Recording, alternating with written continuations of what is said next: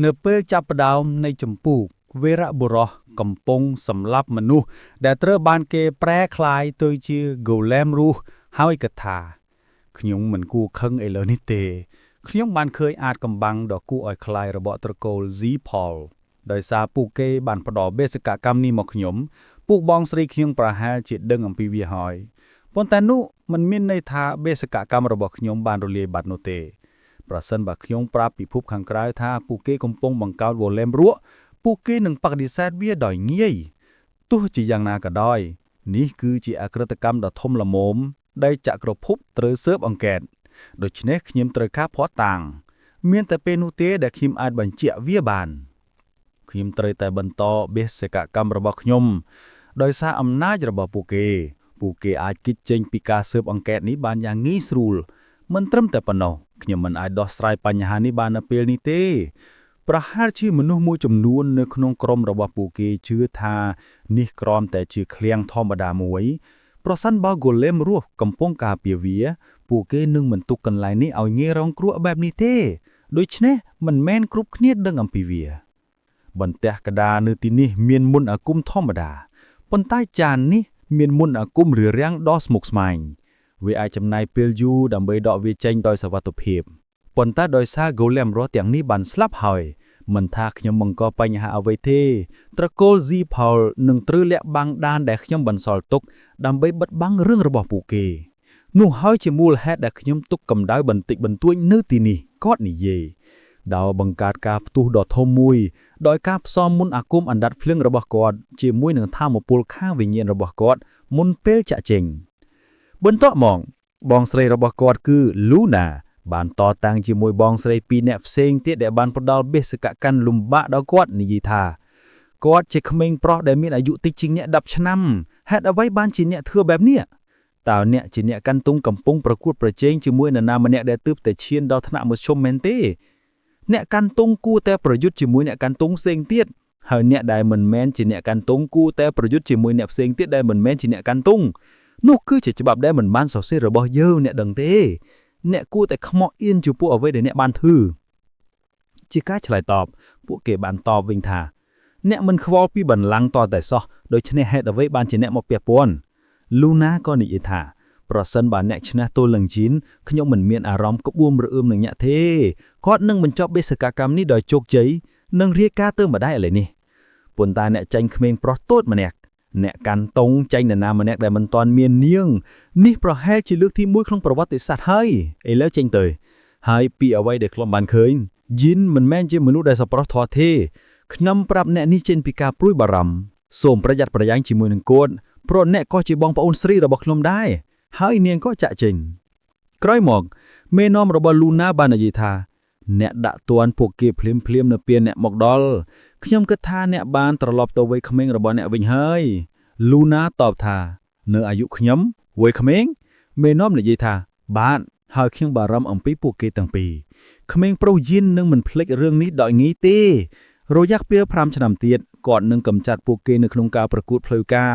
ខ្ញុំគិតថាពួកគេនៅសល់តែ5ឆ្នាំទៀតដើម្បីរស់ Luna ក៏សួរថាហេតុអ្វីបានជាអ្នកនិយាយធ្ងន់ធ្ងរបែបនេះមេនាំតើអ្នកបានស៊ើបអង្កេតអ្វីលើខ្ញុំសុំទេមេនាំតបថាអ្នកចង់មានន័យថានរណាវាយប្រហារ Master Jean ពេលកទីទេពិតជាមិនមែនពួកគេទាំងពីរនោះទេពួកគេនៅថ្នាក់មធ្យមនៅពេលនោះ Luna និយាយថាត្រឹមត្រូវហើយដូច្នេះប្រហែលជាមិនមែន Marie Yona ឬកូនភ្លួង Donna ទេជនសង្ស័យនៅសល់គឺ Joshua Tyler Ran Vigo និង Lunthai លើកលែងតែ Ran និង Vigo អ្នកផ្សេងទៀតមិនអាចស៊ើបអង្កេតបានងាយស្រួលទេយើងអាចជួបបញ្ហាធំរឿងនេះសម្រាប់ពេលនេះតោះគ្រាន់តែមើលអ្វីដែលពួកគេធ្វើមេនាំយល់ព្រមថាការសម្រេចចិត្តល្អគុណស្រីទោះជាយ៉ាងណាក៏ដោយពួកគេព្យាយាមធ្វើគុតគៀតឲ្យស្លាប់ក៏ហើយគាត់កំពុងលូតលាស់ដោយមានសុខភាពល្អឥឡូវនេះអ្នកមិនចាំបាច់បារម្ភអំពីគាត់ទេពេលនោះហើយដែលវីរបុរសបានមកដល់ហើយនិយាយថាគីលីមូរ៉ាកានខ្ញុំត្រឡប់មកវិញហើយគីលីតបថាពិតជាល្អណាស់ដែលឃើញអ្នកត្រឡប់មកវិញដោយសុវត្ថិភាពវីរបុរសនិយាយថាខ្ញុំខ្លាំងហើយឥឡូវនេះខ្ញុំមិនគិតថាទោះបីអ្នកក៏អាចកម្ចាត់ខ្ញុំបានដោយងាយនោះដែរគីលីឆ្លើយតបថាទោះជាយ៉ាងណាវានៅតែជាកម្លាំងគ្រោះថ្នាក់មែនទេ បើមានអ្វីកើតឡើងចំពោះអ្នកខ្ញុំនឹងសងសឹកទោះបីជាត្រូវបាត់បង់ជីវិតក៏ដោយមូរ៉ាកានក៏សួរថាដូច្នេះតើអ្នកបាត់ដាក់របាយការណ៍របស់អ្នកហើយឬនៅវីរបុរៈតបថាបាទអ្នករកគ្នាគិតថាខ្ញុំបានបញ្ចប់បេសកកម្មដោយមានជំនួយពីអ្នកផ្សេងប៉ុន្តែខ្ញុំមិនខ្វល់ពីរឿងនោះទេហើយមើលនេះអ្នកទាំងពីរនេះគឺជាបេះដូងរបស់ Golem រូសមូរ៉ាកាននិយាយថាអ្នកពិតជាមានសំណាងណាស់អ្នកបានឃើញ Golem រូសហើយត្រឡប់មកវិញដោយសុវត្ថិភាពនិងមិនមានគ្រោះថ្នាក់វីរបុរៈបន្ថែមថាមិនត្រឹមតែប៉ុណ្ណោះមនុស្សត្រូវបានប្រែក្លាយទៅជា Golem ទាំងនេះមិនថាខ្ញុំវេពួកគេយ៉ាងម៉េចក៏ដោយពួកគេនៅតែបង្កើតឡើងវិញមូរ៉ាកានគិតថា Golem រស់ទី1គឺយក្សទីបញ្ចុះសពឥឡូវនេះគឺ Golem រស់តើត្រកូល Zip Paul កំពុងរៀបចំផែនការអ្វីប្រសិនបើអ្វីដែលគាត់និយាយជាការពិតនោះវាត្រូវតែជាពួកគេហើយដោយសារតែវាស្ថិតនៅក្នុងទឹកដីរបស់ពួកគេដោយលឿនត្រូវទិញពេលវេលាខ្លះយើងត្រូវទៅមើលអ្វីដែលបានកើតឡើងដោយខ្លួនឯងវីរបុរសគិតថាមិនដឹងថាដោយរបៀបណាទេខ្ញុំបានត្រឡប់មកវិញដោយសុវត្ថិភាពប៉ុន្តែប្រសិនបើមូរ៉ាកាននៅក្បែរខ្ញុំនឹងមានទំនុកចិត្តកាន់តែខ្លាំងយើងប្រហែលជាអាចរកឃើញប្រភពទឹកម៉ាណាទៀតផងនៅពេលនេះមិនថាយើងធ្វើអ្វីទេត្រកូល Zip Paul នឹងបិទបាំងវាបន្ទាប់មកគាត់និយាយថាយល់ព្រមខ្ញុំនឹងព្យាយាមរៀបចំពេលវេលាខ្លះបន្ទាប់មកមនុស្ស3នាក់ដែលបានអមដំណើរវីរបុរៈក្នុងបេសកកម្មដែលគាត់បានដាក់ឲ្យដេកលក់ត្រូវបានបណ្ដេញចេញពីត្រកូលរុនខាន់ដែលដោយព្រះអង្គសរិទ្ធទាំងពីររបស់គាត់នៅពេលដែលពួកគេត្រឡប់មកវិញបន្ទាប់មកក្នុងឆ្នាំ1795វីរបុរៈបានបញ្ចប់ការហ្វឹកហាត់បាល់ថ្លារបស់គាត់ពូរបស់គាត់ប្រាប់គាត់ថាអ្នកមិនចាំបាច់មកហ្វឹកហាត់ចាប់ពីថ្ងៃស្អែកទៀតទេដូចគ្នានេះផងការហាត់ពេលព្រឹករបស់អ្នកជាមួយនឹងការ៉ូតក៏មិនចាំបាច់ដែរសប្តាហ៍ក្រោយមេត្រកូលមានរឿងចង់ប្រាប់អ្នកកូនភ្លើងដូណាឆ្ងល់ថាតើវាអាចតាក់ទងទៅនឹងការคล้ายជាអ្នកកាន់តុងអាជីមែនទេបើដូច្នេះពួកគេត្រូវចាក់ចេញពីត្រកូលរកកិត្តិយសចំណោមមនុស្សហើយបន្ទាប់មកទទួលបានងារជាអ្នកកាន់តងដោយគ្មានការគ្រប់គ្រងពីត្រកូលនោះទេវីរបុរសគិតថាទីបំផុតខ្ញុំអាចប្រយុទ្ធតាមរបៀបដែលខ្ញុំចង់បានដោយមិនបារម្ភពីអ្វីទាំងអស់ហើយចម្ពោះក៏បញ្ចប់ត្រឹមនឹងនៅក្នុងចម្ពោះបន្ទាប់ឪពុករបស់វីរបុរសទ្រង់បាននាំមកកាន់សួនដាវឪពុករបស់គាត់គិតថាដោយសារតែកូនប្រុសរបស់ខ្ញុំមិនអាចបន្តការវឹកហាត់របស់ខ្ញុំបានត្រឹមត្រូវនោះទេខ្ញុំគិតថាខ្ញុំអាចស្នាក់នៅសមុទ្រខ្មៅបានយ៉ាងហោចណាស់10ឆ្នាំប៉ុន្តែខ្ញុំត្រូវតែត្រឡប់មកវិញហើយខាន់និយាយថាខ្ញុំដឹងតាំងពីពេលនោះមកថាគាត់មិនមែនជាក្មេងធម្មតាទេប៉ុន្តែអ្វីដែលបានកើតឡើងនៅទីនេះគឺគួរឲ្យភ្ញាក់ផ្អើលខ្លាំងណាស់ឪពុករបស់វីរបុរសនិយាយថាស្មារតីប្រយុទ្ធរបស់គាត់មិនធម្មតាមានការតាំងចិត្តយ៉ាងខ្លាំងនៅក្នុងភ្នែករបស់គាត់ទោះបីជាគាត់ព្យាយាមលាក់វាក៏ដោយពេលគាត់មកដល់សួនដាវគាត់បានរៀនពីរបៀបបិទបាំងវត្តមានរបស់គាត់ខ្លួនឯងបងប្អូនប្រុសស្រីរបស់គាត់ទាំងអស់បានព្យាយាមគ្រប់គ្រងគាត់ប៉ុន្តែគាត់បានបដិសេធពួកគេទាំងអស់ហើយបានក្លាយទៅជា5ផ្កាយ Night រួចហើយអ្វីដែលខ្ញុំរកឃើញថាគួរឲ្យចាប់អារម្មណ៍ជាងគេបំផុតនោះគឺថាគាត់បានប្រយុទ្ធមួយទល់នឹងឆ្កែចកសពីគល់សម្ព័ន្ធឆ្កែចកហើយបានឈ្នះខ្ញុំគិតថាគាត់នឹងប្រើមិត្តរួមក្រុមរបស់គាត់ជា Khel ប៉ុន្តែគាត់បានធ្វើវាដោយខ្លួនឯងគាត់បានបង្ហាញដល់យើងថាគាត់មានទំនុកចិត្តដើម្បីគាំទ្រសមត្ថភាពរបស់គាត់ទោះជាយ៉ាងណាក៏ដោយនិយាយតាមត្រង់ខ្ញុំគិតថាមាននរណាម្នាក់កំពុងជួយគាត់មិននៅម្នាក់ឯងខ្ញុំនឹងសួរគាត់ថាមានអ្វីកើតឡើងបន្ទាប់ពីខ្ញុំជួបគាត់និយាយក្រោយមកនៅពេលដែលគាត់មកដល់ម្ដាយរបស់គាត់និយាយថាយើងកំពុងរងចាំអ្នកមេត្រកូលគាត់តបថារ៉ូសាអ្នកប្រកាសที่មានការងារច្រើនហើយនាងនិយាយថាទេកូនប្រុសចង់របស់យើងបានដោះស្រាយការរៀបចំទាំងអស់ដូច្នេះខ្ញុំគ្មានអ្វីទៅធ្វើទេឪពុករបស់គាត់និយាយថាប្រសិនបើកូនដែលចាស់ជាងនេះបានធ្វើការងាររបស់ពួកគេបានត្រឹមត្រូវនោះមិនចាំបាច់ឲ្យខ្ញុំត្រូវមកទេភ្ញៀវច្រើននឹងមកដល់ថ្ងៃនេះដើម្បីព្យាយាមធ្វើឲ្យខ្ញុំចាប់អារម្មណ៍កូនរបស់ខ្ញុំមិនចាំបាច់ត្រូវធ្វើបែបនោះទេហើយគាត់ក៏ចេញទៅពេលនោះហើយដែលគាត់បានឃើញវីរបុរសរបស់យើងកំពុងកាន់អាវុធរបស់បងប្រុសរបស់គាត់សួរថា Ren Vigo ហាដវីបានជាជីនកែនដាវរបស់អ្នក Ren តបថាគាត់បានយកវាពីយើងវាជាកិច្ចព្រមព្រៀងដែលយើងបានធ្វើប្រសិនបើគាត់បញ្ចប់មេសកម្មនៅប្រាសាទជាងដីដោយជោគជ័យយើងត្រូវតែប្រគល់វាទៅគាត់ ពុកបានសោយហាងហើយនិយាយថាអត់អីទេហើយអ្វីញាក់មិនព្យាយាមឈ្នះវាមកវិញនៅពេលក្រោយគាត់រៀបចំផែនការបានល្អមែនទេពេលខ្លះខ្ញុំពិតជាសង្ស័យថាតើគាត់ពិតជាកូនប្រុសរបស់ខ្ញុំមែនឬអត់យប់នោះគាត់បានសួរវីរបុរសថានេះជាពិធីជប់លៀងដំបូងរបស់អ្នកមែនទេវីរបុរសតបថាបាទឪពុកគាត់គិតថានៅក្នុងជីវិតអតីតកាលរបស់ខ្ញុំបានចូលរួមពិធីជប់លៀងមួយចំនួនដោយជំនួយរបស់ចាស់វាយរបស់ខ្ញុំប៉ុន្តែនេះគឺជាលើកទី1ដែលផ្អែកលើសមត្ថភាពផ្ទាល់ខ្លួនរបស់ខ្ញុំពេលនោះខ្ញុំកំពុងលះអត្តសញ្ញាណរបស់ខ្ញុំឥឡូវនេះខ្ញុំគឺជាតារានៃពិធីជប់លៀងនេះការប្រែប្រួលច្រើនបានកើតឡើងត្រឹមតែដោយសារខ្ញុំបានស្លាប់ម្ដងបន្ទាប់មកឪពុករបស់គាត់និយាយថាគ្រួសាររបស់យើងមិនធ្វើពិធីជប់លៀងញឹកញាប់ទេយើងប្រារព្ធតែសមិទ្ធផលសំខាន់ប៉ុណ្ណោះ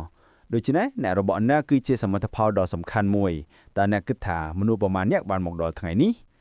វីរបុរសទាយថាប្រហែល 1000 នាក់ឪពុករបស់គាត់បញ្ជាក់ថាបាទប្រហែលជាប៉ុណ្ណឹងនោះគឺ200នាក់ច្រើនជាងពិធីជប់លៀងដែលយើងបានធ្វើកាលពី7ឆ្នាំមុនតើអ្នកដឹងទេថាហេតុអ្វីក្នុងរយៈពេល7ឆ្នាំត្រកូលរបស់យើងបានរីកចម្រើនយ៉ាងខ្លាំង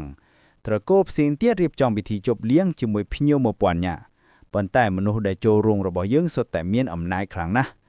ក្នុងរយៈពេលប្រហែលឆ្នាំចុងក្រោយនេះអ្វីដែលខ្ញុំបានធ្វើគឺសម្លាប់បិសាចនិងវឹកហាត់នៅក្នុងសមុទ្រខ្មៅទោះជាយ៉ាងណាអត្តពលរបស់ត្រកូលយើងបានរីកចម្រើនដោយសារតែខ្ញុំជា Genesis Knight តែមួយគត់នៃយុគសម័យនេះដូច្នេះនិយាយដោយស្មោះត្រង់ប្រសិនបើខ្ញុំបាត់ខ្លួនអ្នករាល់គ្នានៅទីនេះនឹងព្យាយាមចាក់ពីក្រោយខ្នងត្រកូល Ronkandel វីរបុរសគិតថាគាត់និយាយត្រូវ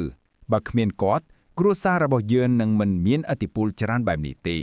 ទោះបីជាត្រកូលស៊ីផលនិងត្រកូលរបស់យើងត្រូវបានគេហៅថាជាត្រកូលដ៏អស្ចារ្យទាំងពីរក៏ដោយក៏បើគ្មានឪពុកខ្ញុំអំណាចខុសគ្នារវាងយើងនឹងក្លាយជាធំធេងណាស់បន្ទាប់មកគាត់គិតថាឪពុកប្រសិនបើអ្នកមិននៅទីនេះហើយត្រកូលរបស់យើងជិតដល់ការបំផ្លិចបំផ្លាញខ្ញុំនឹងរត់គេចខ្លួនប្រសិនបើមេត្រកូលបន្ទាប់មិនអាចជួយសង្គ្រោះគ្រួសារបានក្នុងអវត្តមានរបស់អ្នកទេខ្ញុំនឹងមិនចង់ស្លាប់ដោយឆ្កែនៅក្នុងត្រកូលនេះទេក្រៅពីនេះត្រកូលរបស់យើងមានឥទ្ធិពលលើមនុស្សជាច្រើន